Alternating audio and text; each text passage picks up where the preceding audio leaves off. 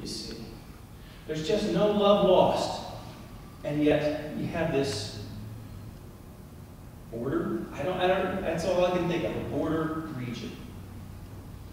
So Jesus is in this unknown place. And 10 lepers approach him, not too close, as he walks into a village.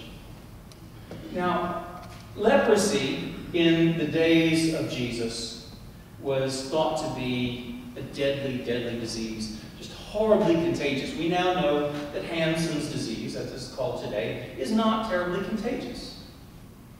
And it is easily controlled with medication if it's caught early enough. The damage that the disease can do to a person's skin and nerves can be controlled, and it's not a big deal. But in Jesus' day, the people so feared leprosy that they thought that even if the shadow of a leper passed over them, that they could contract the disease. And lepers had to stay away from everybody else.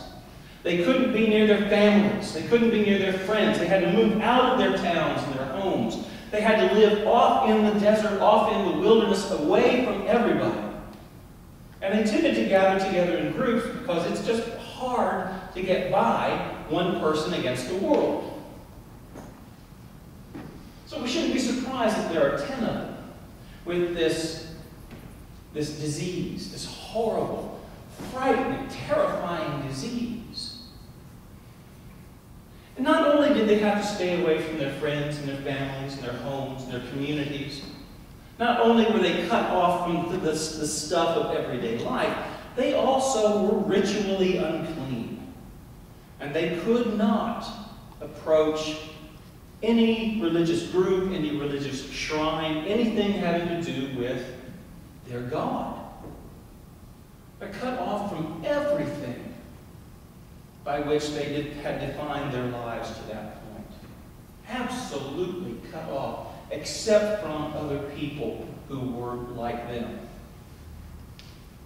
And not all of them, to be honest, not everybody who was described as a leper actually had leprosy.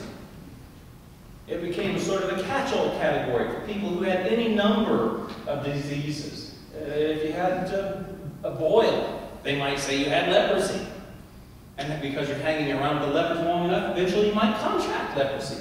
But it's this cut-off, enclosed, encapsulated, isolated, separate existence. If you will, they exist, the lepers exist also in a borderland. Because they're not really alive, you see. They're not really alive because they can't have any relations with their friends and family or God. But they're not really dead yet either. And they exist in a shadow world of their own. And so they call out to Jesus from a distance, "Jesus, have mercy on us." And what does Jesus do? Does he go over to them and start touching them and healing them, and, daubing them with mud, or any of those usual kinds of things that we see in the Gospels when there's healing? What does he do? He just says, "Go show yourselves to the priests. See ya." And what do they do? Having received this command, this sending forth, what do? They go. They believed that when Jesus sent them to the priest, that they were healed in some way, or that they would be. They're not healed when he issues that order, that command to them. They don't just, all of a sudden they're clean in that second. They're on their way to the priest. Now, they had to go to the priest because only the priest could declare them clean, not a doctor. The priest. The priest, after they presented themselves to the priest, after they had made the proper sacrifices for thanksgiving, only then could the priest restore them to community, and restore them to God, and restore them to their families. Only the priest could do that. They're on their way to the priest, and all of a sudden they realize they don't have leprosy anymore. I don't know if the lesions that they might have seen on their bodies suddenly disappeared. One of the symptoms of leprosy is numbness, especially in your fingers and hands, because it attacks not only the skin, but also attacks nerves, the disease. And people usually didn't die of leprosy, they died of infections that they got from cuts that they didn't realize that they had. But they're walking along, and maybe all of a sudden they begin to realize that they can feel their feet again, and they can feel things in their hands. Imagine the feeling that must have come over them, the joy, the liberation, the freedom, the wonder. Suddenly they're clean. Now they can rejoin their families. Now they can go back to their homes. Now they can be parts of their communities again. Now they can go and worship.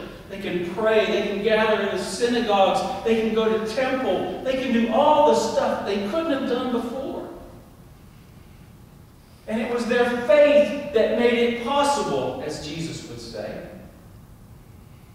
And 9 of them, perhaps there were more Samaritans in the group than 1, but we don't know that. The way that the story is structured, we have to think that they're all Jews. And these 9 Jews continue to the priest. But one person, a Samaritan, turns around and goes back to Jesus, and he shouts his praise and his thanksgiving, and he falls down at Jesus' feet. Now, we shouldn't be too hard on those 9. They're doing exactly what Jesus told them to do. They're doing exactly what the Jewish tradition requires them to do. They are going to the priest to be declared human again, alive again. They can go back home. Having made the proper sacrifices, having done the proper things, they can go back home. But they have to go through the priest. The Samaritan, maybe his home is too far away. In any case, he can't go to the priest. The priest won't deal with him. He's a Samaritan. The disease didn't care what kind of person he was, but the priest would. And he could offer all the sacrifices he wanted. It wouldn't make a bit of difference to the priest. Maybe he didn't have anywhere else to go. But he goes back to Jesus. He goes to the source of his healing. He goes back to the one who had sent him to health.